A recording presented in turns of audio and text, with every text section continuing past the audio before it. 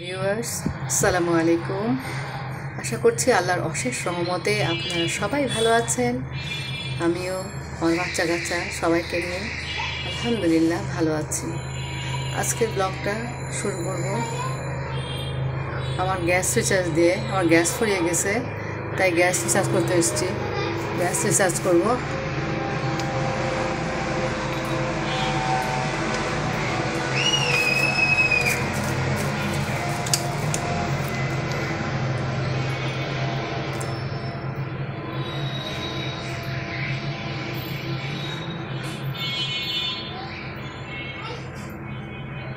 আলহামদুলিল্লাহ আমার gas recharge হয়ে গিয়েছে।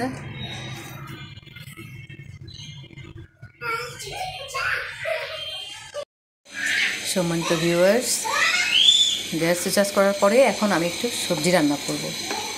চিংড়ি মাছ দিয়ে হেলেঞ্চা শাকের সবজি, আলু দিয়ে। সবজি ছাড়া আমি ভাত খেতে পারি না, আমার সবজি লাগবে। আর আমি একটু তেল মশলা সবই একটু কম খাই, বেশি খেতে পারি না। সবজি ছাড়া আমার চলেই না। বিসমিল্লাহ করে শুরু করলাম।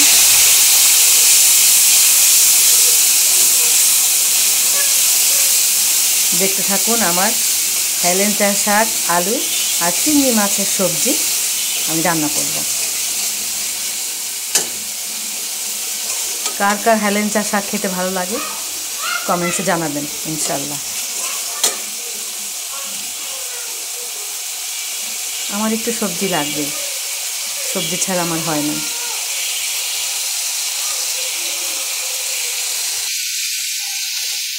মশলা দিয়েছি,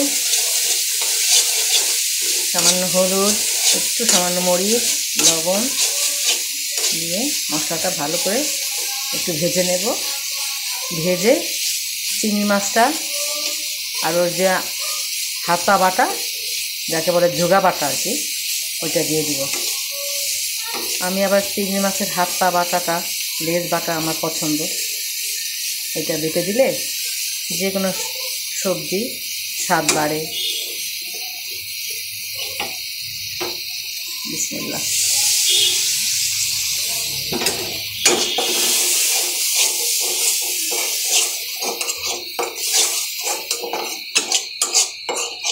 আমি প্রচুর সবজি খাই, আপুরা ভাইয়ারা, সবজি ছাড়া আমি খাবার খেতে পারি না। আপনি আমাকে গোশ না দিয়ে সবজি দিবেন, আমি পেট পুরে ভাত খাবো।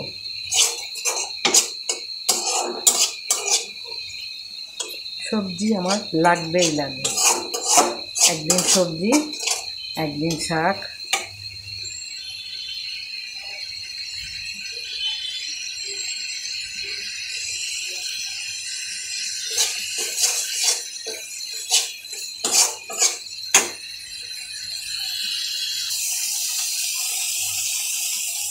বিসমিল্লাহ করে এবার শাকটা দিয়ে দেব।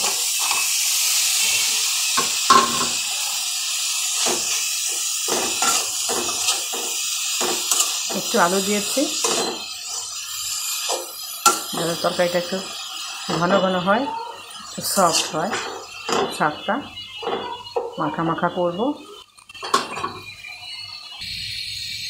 নেড়ে চেড়ে এবার একটু ঢেকে দিব সেদ্ধ হওয়ার জন্য। তারপরে পরিমাণ মতো ঝোল দিব যাতে সবজিটা মাখা মাখা হয়। সঙ্গেই থাকুন। দেখুন আপুরা ভাইয়ারা, সবজিটা কি সফট হয়েছে, দেখুন কি সফট, কি ভালো লাগছে দেখতে। খেতে নিশ্চয়ই অনেক ভালো লাগবে ইনশাল্লাহ। একটু জিরার গুঁড়া দিব, হয়ে গেলে এখন কষিয়ে একটু সামান্য পরিমাণ ঝোল দিয়ে দিব যাতে শাকটা মাখা মাখা হয়। তো ভালো করে একটু ভেজে নিই।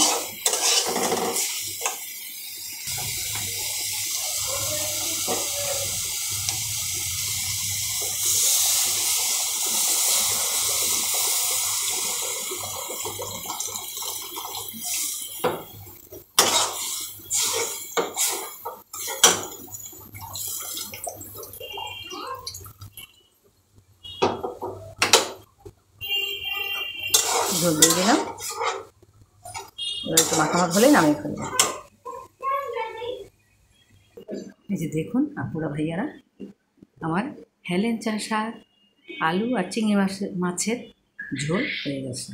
এবার আমি একটু জিরার গুঁড়া ছিটিয়ে দেবো উপর দিয়ে। আমার কাছে মনে হয় যে জিরার গুঁড়া দিলে চিংড়ি মাছের সেন্টটা আরও ভালো হয়। মনে হচ্ছে অনেক পাতলা না, ঠান্ডা হলে ঠিক হয়ে যাবে।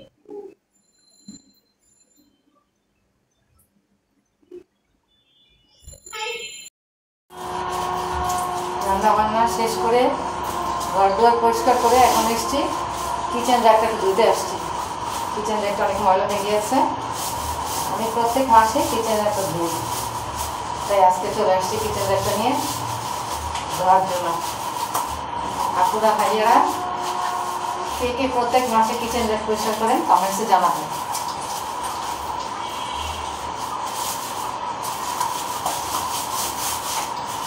ওয়াশরুমের মধ্যে এনে ধুতে হচ্ছে, আর তো জায়গা নেই।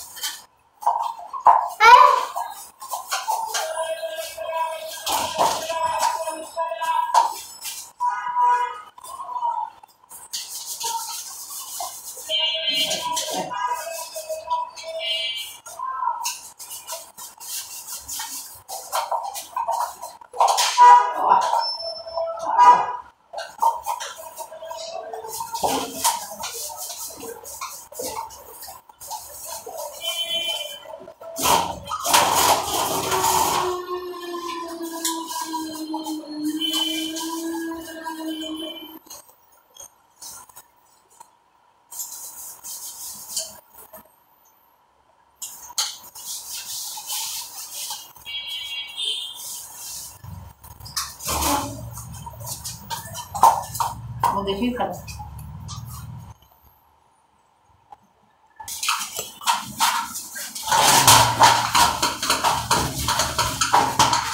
ট্রেগুলো পরিষ্কার করছি, ট্রেগুলো খুব ময়লা হয়ে গেছিল, সেগুলো পরিষ্কার করছি।